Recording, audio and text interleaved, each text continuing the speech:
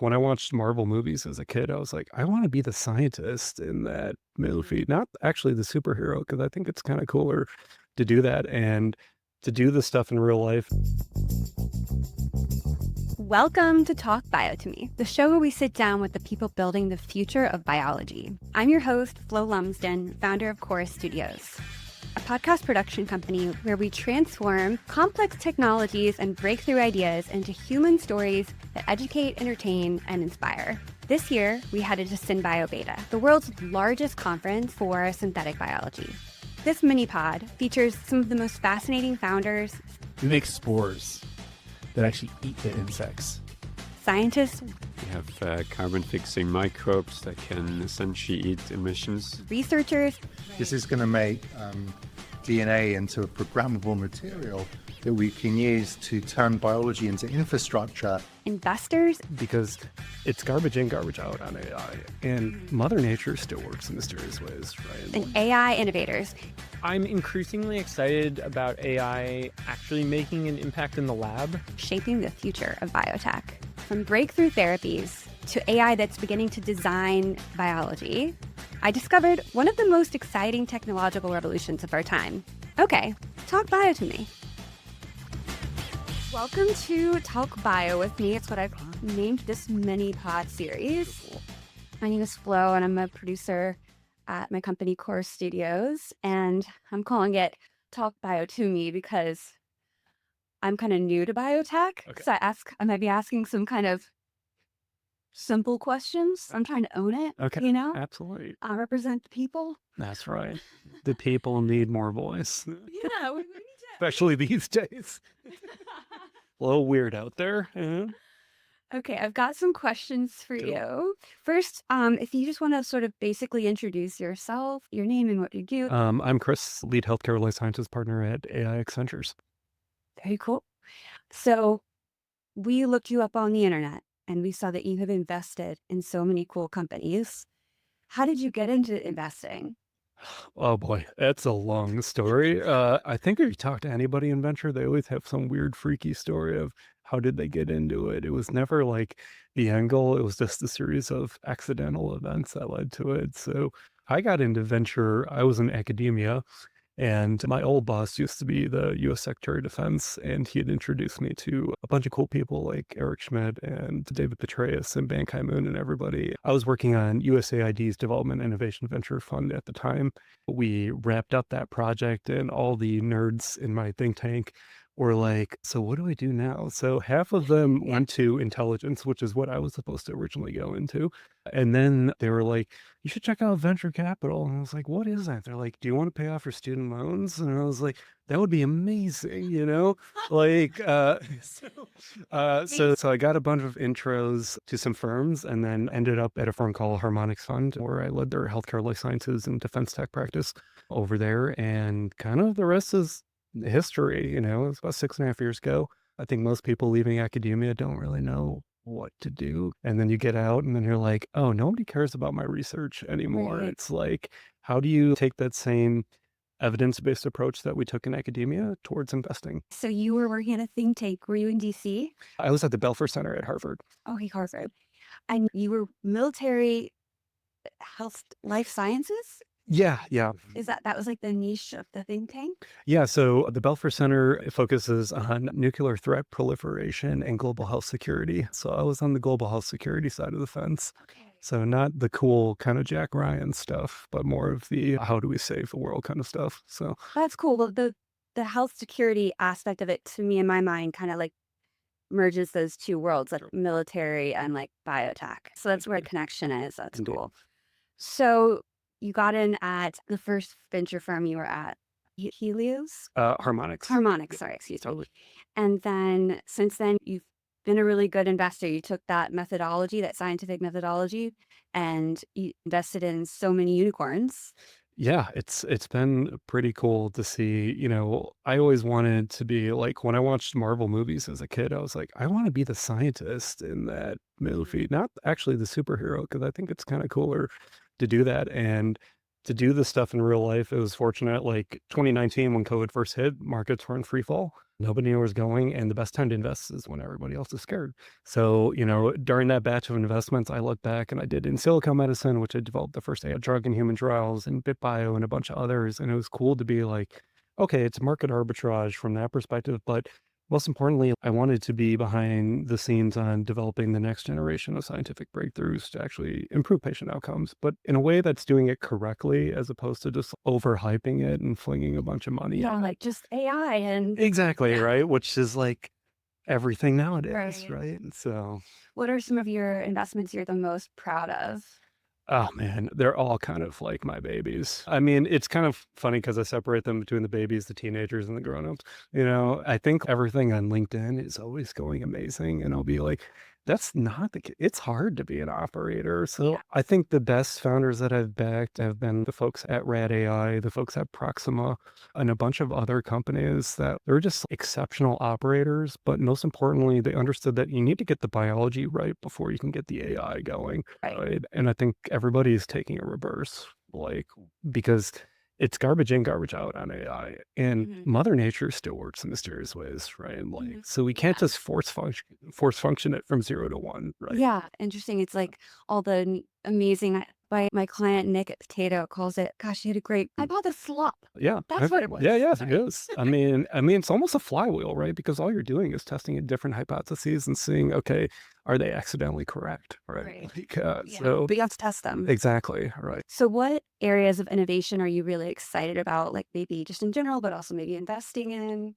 Yeah, when I came to AIX Ventures, one of the fundamental hypotheses that I came, speaking of testing, that like was for the first time in human history, we're taking biology as a coding problem and a Mhm. software problem and able to sufficiently engineer it on a first principles basis.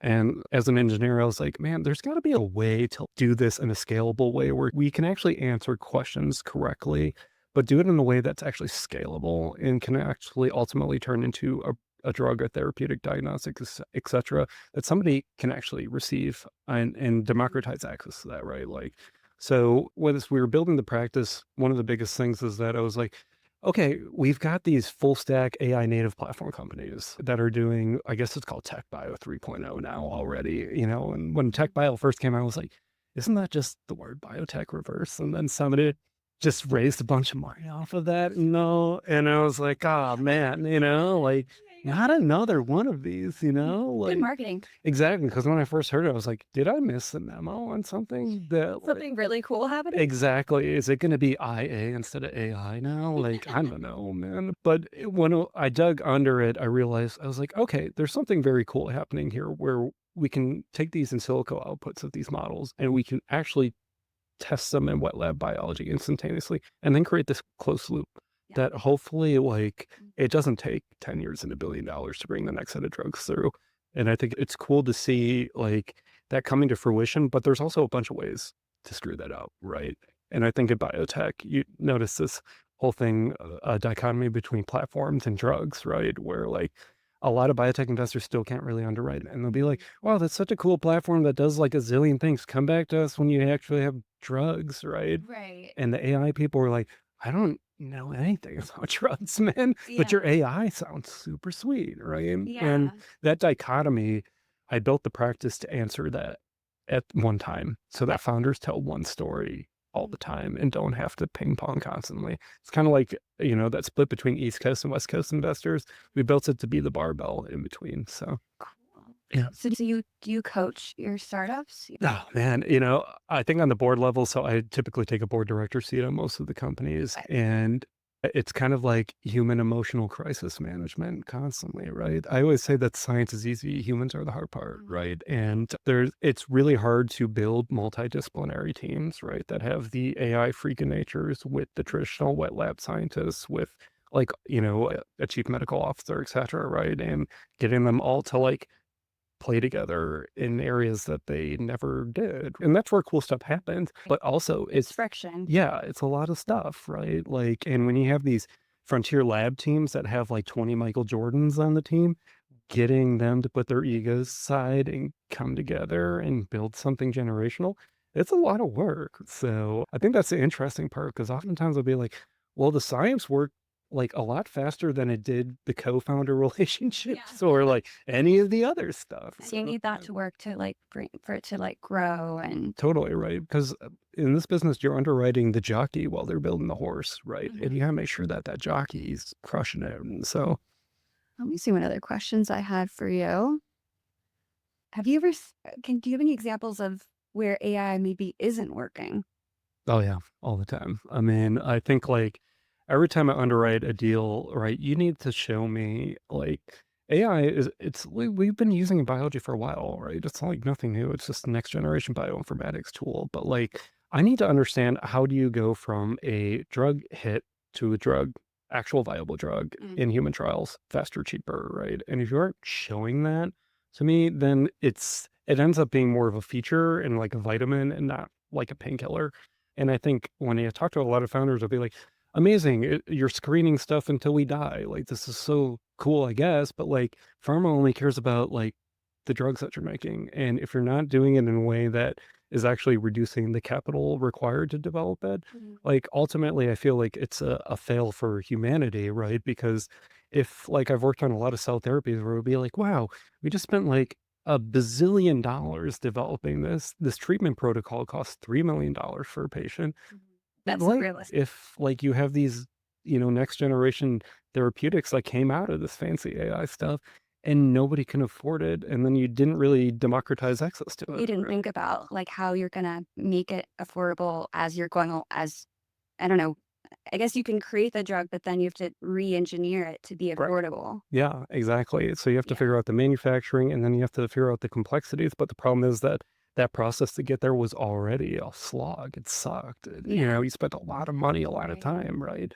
So a lot of the founders, the biggest thing I need to understand is how are we going to hit these clinical endpoints faster?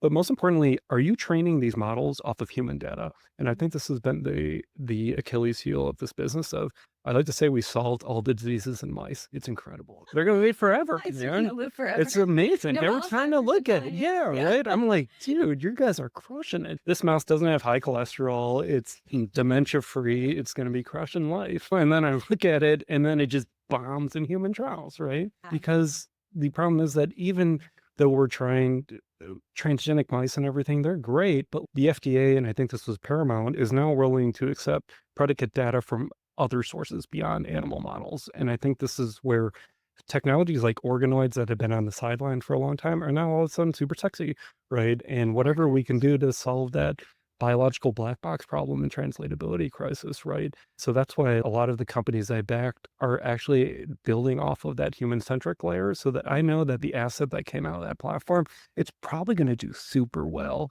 because it was trained off of the humans. And even that, right? There's still a lot of bias on the data procurement, right? It's normally, white males between the ages of like 20 and 60, right? Yeah. You look at a clinical cohort and you have all different ages, ethnicities, like, and then you're like, well, we're still screwed. So I think that's probably the hidden part Thank behind you. all of that, right? Thank you Yeah. for thinking of us women.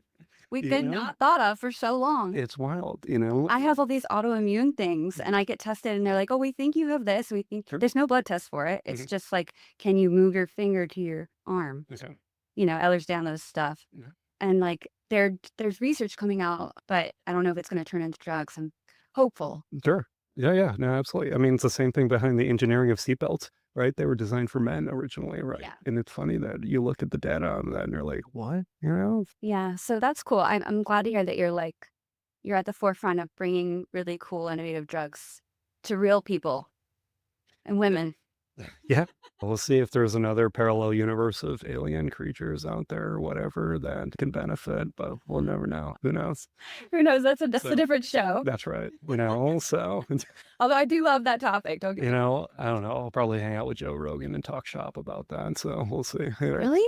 So, You should. yeah. You should. So what that would be how to get on his show, and then you could slip in the real science. 100%. Yeah. All part of it, Yeah. So, Last question. Why did you come to SynBio Beta this year? yeah, the organizer, John, is a good friend of mine. Okay. So slightly biased on that. But I think John and I shared a common vision of understanding like how do we bring in more of the AI native funds that love the concept of biology, but it's super gnarly. It's Yeah, not it's- something like you'd pick up, you know? Yeah. So I went to school for like 14 years and I still don't understand it. Like, so it's like, It's nature. yeah, exactly. Right. And you've got so much stuff. And tech, I find it's like the easy part, right? It's easy every time. Like our fund is set up where TechBio is about 25% of the portfolio, 75% is AI apps and infra. And that stuff moves super fast, right? Yeah. Like you can get markups like monopoly money, right? Biology on the other end, as soon as you add the word bio to .ai, your market cap just drops like 100x, right? So I think trying to figure out how we can get tech forward multiples on biology, but going from the only way to unlock that, right, is to turn it into a predictive discipline as opposed to a drilling for oil and kind of crossing your fingers kind of thing, right? We'll see. Are you excited about some of these like robotic generate mixed with AI digital twin labs like Hi-Res Bio and Geeko, just like some of the infrastructure of robotics? Do you think that'll speed things up? Yeah, I think, robots are always cool. I mean, nobody's ever going to diss robots. And I think a lot of the companies, I backed the first set of robotic cloud automated labs, right? And the biggest learning from that is, A, robots are expensive. They will burn money in perpetuity. But the main thing is like, if you're not full stack automating, right, end to end on wet lab stuff, it's really hard, right? Because no scientist wants to have a lab bench of 50 different instruments. Yeah, right. And then, like, even if they'll be like, well, 5 of these are automated by the robot, right? But then you'll be like, well, then the other processes are still manual and it's kind of redundant, right? So I think we're getting there. Like companies like Medra and Parallel Bio and a bunch of others are doing full stack end to end and then layering the AI automation architecture on it. But the most important thing is that, like, as we're building that, a lot of the data needs to be data laked and terraformed into forming the next set of hypotheses on the experiment. So I think that's probably the most exciting thing of being like, okay, great, we're getting past the liability of having a human in the lab and redundancy and, spill coffee on lab books. But like, when we're creating a true closed loop system now with the robotic architecture, are we able to capture that data feed that's coming out of that and then be able to iterate on the next set and then get better at that experimental protocol like super quickly, right? And do that in a way that can actually push drug development into that kind of systematic, programmable domain. But a lot of work to be done, but it's still cool nonetheless. And, Yeah. and we're seeing that happen where robots in biology are now speaking to each other. It's just doing it in a way that actually shows that you're able to accelerate drug development faster. You can like read the petri dish. Exactly. So it's like, when they're talking about, well, I have humanoid robots in the lab. And I was like, that sounds insanely expensive. The same thing, right? So it's like, I appreciate having an iRobot vacuum, but spending, I could also just get a manual handheld one, do the job probably the same way, it's like, but When is it really helpful? exactly, right. So Well, thank you so much, Chris. Thank you for speaking bio with me. always appreciate time to nerd out. Well, Sweet. yeah. Thanks, guys. Yeah. This was fun. It was really cool to hear your perspectives. Yeah, absolutely. Anytime. Don't forget to subscribe or follow Talk Bio to Me on Spotify, Apple Podcasts, YouTube today for episodes dropping very soon.